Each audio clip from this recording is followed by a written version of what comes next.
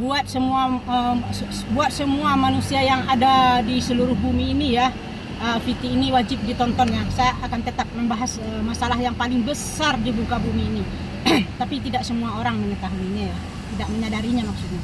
Mudah-mudahan dengan VT saya ini kalian teredukasi, karena di sini yang saya bahas adalah edukasi, tentang edukasi semua, tentang sistem-sistem yang terbalik. Nanti kita luruskan lagi ya. Ini sistem yang saya bahas ini tentang sumber daya alam itu sendiri. Saya sebagai driver di Bali ya, tadi pagi sih saya dapat penumpang mengantarkan ke daerah Parerenan di Bali ya. Saya driver di Bali. Hari ini sih agak gimana ya saya bercerita, karena yang saya lihat itu ya pembangunan, jadi agak gimana lah perasaan saya. Saya selalu berbicara dengan penumpang saya, terutama orang Bali ya. Ini kan masalahnya Bali. Saya berbicara kepada mereka, ini Bapak Ibu, ini bagaimana nasib Bali ke depannya Pak Bu. Coba lihat Ibu, lihat Bapak, lihat kenapa di sini banyak sekali pembangunan lahan-lahan kalian dijual. Sawah-sawah dan kebun dijual. Apa kalian tidak berpikir besok seandainya sumber daya alam ditutup terus, kan kita tidak ada lagi, tidak bisa lagi bercocok tanam kan. Kalau kita tidak bisa bercocok tanam berarti kan kita tidak bisa menanam padi lagi kan, tak gitu. Ya mungkin karena edukasi ini memang manusia itu banyak yang tidak tahu tentang edukasi ya. Jadi mereka jawablah ke saya, aduh Bu, kalau beras nggak ada di Bali ya kita bisa impor saja. Nah, begitu gampangnya mereka berbicara seperti itu ke saya. Saya jawablah, waduh Bu, kalau semua impor Bu, kalau semua impor sanggup nggak kita beli dengan gaji UMR? Itu logikanya kan.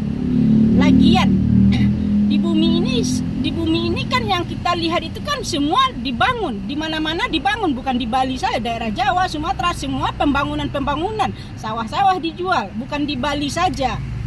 Seandainya, saya bilang, seandainya nih di Bali kehabisan sumber daya alam Bu, lahan kita tidak ada, otomatis di tempat lain pasti kekurangan.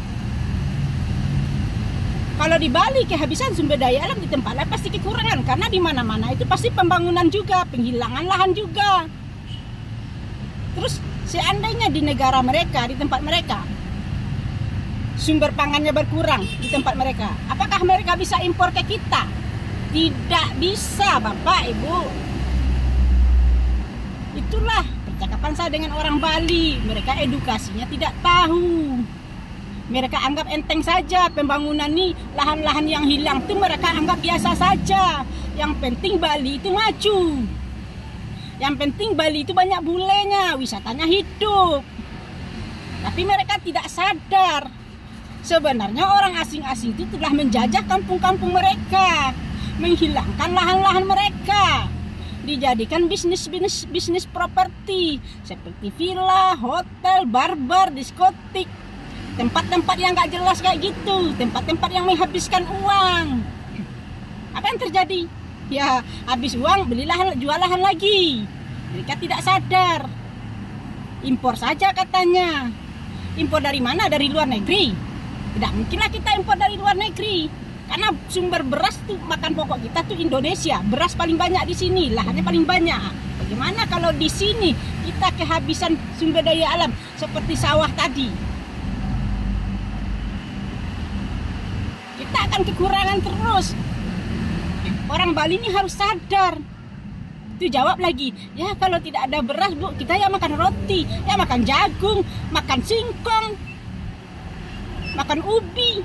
Ya pakai logika. Gimana kita mau makan ubi, mau singkong? Orang lahannya sudah hilang. Oh makan roti, oke kita makan roti. Roti itu asalnya dari mana? Terbuat dari tepung. Tepung itu berasal dari mana? Ya dari beras. Beras itu dari mana? Ya dari tanah tadi. Apa kita tidak berpikir? Begitulah semua orang yang penumpang saya itu selalu berkata enteng sekali. Oh tidak bisa gini saja. Tapi mereka edukasinya tidak sadar. Ya tidak mungkin lah kita impor. Kalau di Bali kehabisan sumber daya alam, di tempat lain pasti kekurangan ya Bu ya. Kalau nggak ada beras juga kita mau makan roti tidak bisa juga Bu ya. Karena roti berasalnya dari tepung beras tadi juga. Lah bagaimana kalau sumber daya alam yang hilang setiap hari di Bali ini? Saya sedihkan itu udah dijajah, dijadikan bisnis properti sama orang asing. Orang Bali jadi penonton.